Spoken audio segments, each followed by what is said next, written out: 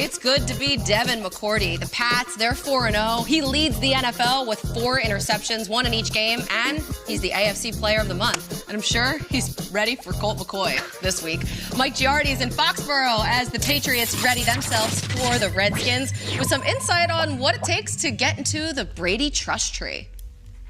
It can be hard for rookie wide receivers to work themselves into trusted roles. That is especially true here in New England, where with the exception of maybe, say, Deion Branch, most young guys end up finding themselves on the side of a milk carton, missing.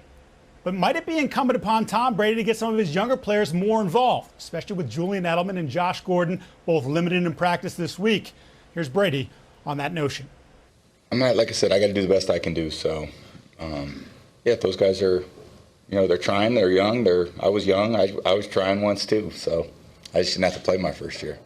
Trust is a big buzzword for Tom Brady, and he says the players that he trusts the most are the ones that he has to think about the least. Unfortunately for rookie wide receivers, it's usually not them who fall in that category. All right, thank you, Mike. So the debut of Dwayne Haskins, it wasn't pretty last week. 3 picks in 32 snaps. He finished 9 of 17 for 107 yards with a passer rating of 32.8. So with that, he takes it back to the bench. Guys, talk amongst yourselves here. Snaps and passer rating the same? Yeah. I was hoping he played 100-something snaps. The kid had no preparation. You just heard the coach say during that week in the press conference, I can't change players every 5 minutes. So as a player, what are you going to do? Expect not to play, right?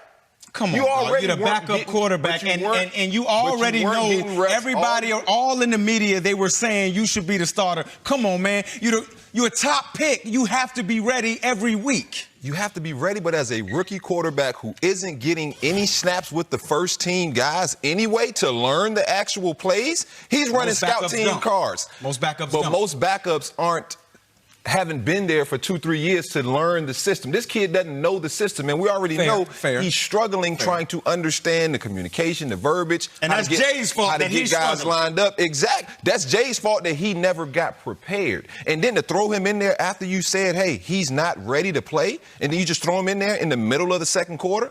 Now we're hearing that Case was always injured and they didn't know, so part of Case being pulled was because he was injured, so they say. But now move on a week forward, fast forward, and you got Colt McCoy in the mix. At some point, this kid needs the confidence. Look, now this kid understands that this staff, at least the head coach and the offensive staff, did not particularly want him. Well, you should have known back in April when I said it. And this is my thing. I think we're seeing the reason probably why Jay is saying the kid ain't ready. Look, the kid has arm talent.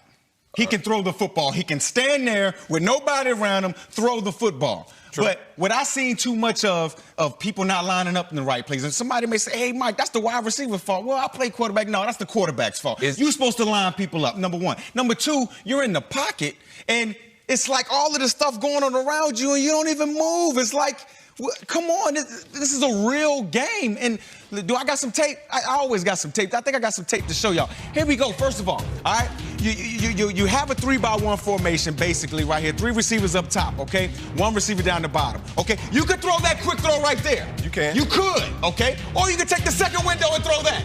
Okay, but not. He just was stuck there, kind of mesmerized like a deer in headlights. And it could be you, D'Angelo, it could be what you said. You know what? They hadn't game plan for him. Okay, but he works the 2 receiver side when coverage dictated that you work this side. You heard in the press conferences, Jay Gruden saying, yeah, we just want to make sure that the guys know which side of the field to work. This is elementary. This is just backing up, throwing the football. You don't have to know offense. You just got to know, okay, this is cover 3, work this side. But instead, you don't even, you're just frozen. And you see what I'm saying? You just proved my point.